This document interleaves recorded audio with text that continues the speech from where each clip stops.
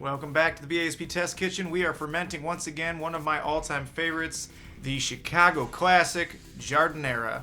And today we are going to be using celery, peppers, onions, carrots, hot peppers, green beans, and of course, cauliflower. Basically, everything that's going to go into the fermentation vessel for this is going to get fairly roughly chopped, because after we're all done, we will either snack on big pieces or grind it up into more of a topping for sandwiches and salads and everything.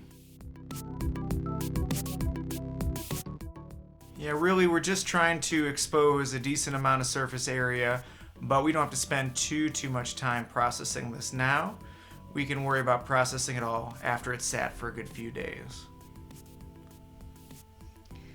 I find that when I'm cutting up a cauliflower, if I cut from the stem side up at an angle, you can pull the core out, and then the pieces won't be so fragmented. Because sometimes cauliflower turns into those little tiny rice bits, and if you cut it from the bottom, I find less of those. Although if you get some, it's totally fine too.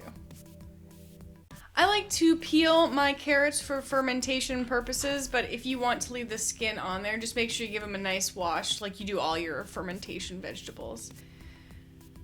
Now before we get further, I do want to touch on the brine. We're going to be mixing up a brine pretty much like we did at the end of our sauerkraut. But one thing you can do is once you've started fermenting foods for a long time, you can save a little bit of your previous brine to give your new brine a kickstart. We are going to be adding a leaf of cabbage at the top just because we had one around but for making the sauerkraut, but you can totally just put in some of your old brine as well. I almost forgot the beans, so we added those at the end there. We're going to pack it into our jar next. Yeah, just trying to squeeze out as much of the air as we can as we pack it.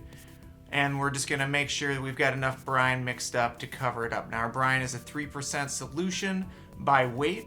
So measure out your water and add the amount of salt that you need to. Or per cup of water, you can add about 1 teaspoon of salt. Once again, the saltwater solution and the good bacteria are going to make it so mold can't get to your delicious food and make it go bad. So make sure you cover all your food and weigh it down if you need to, and leave a little bit of room at the top in case the bubbles are going to splash liquid outside of your jar. We had some leftover green beans, so we're going to make some delicious fermented beans as well. We're going to add a little bit of dill and of course the brine to that.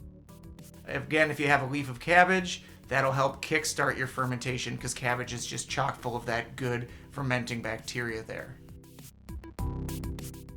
We're going to leave this on the shelf for about 3 days to a week. You can go longer for something more sour, but it's going to be really nice and fresh and crispy, a little bit sour, and have a lot of those nice vegetal soupy, brothy notes to it if you pull it after only about a week.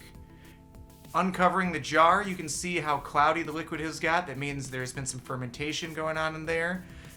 We're going to taste it every time to see if it has got beyond the stage of just being salty. If it starts being sour and delicious, to balance out that salt, then you're at a good place. If it's still just too salty, we're not going to pull it yet. We're going to put it back out. Traditionally, Giardiniera's got a little bit of oil in there. You can go without if you want, but we always do. We're using a neutral oil now because it will refrigerate well, which will keep it crispy and last longer in the fridge. But you can use olive oil, and we've had a lot of good luck with that as well. With this one, we're going to process to make it more like a sandwich topping, like the traditional Giardiniera you might get on an Italian beef sandwich. But we also like to keep some big and chunky, so you can just have it as sort of a side with your lunch or dinner.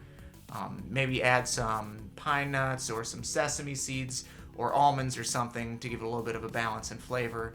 This is one of our favorite, easiest, and most versatile ferments. Enjoy.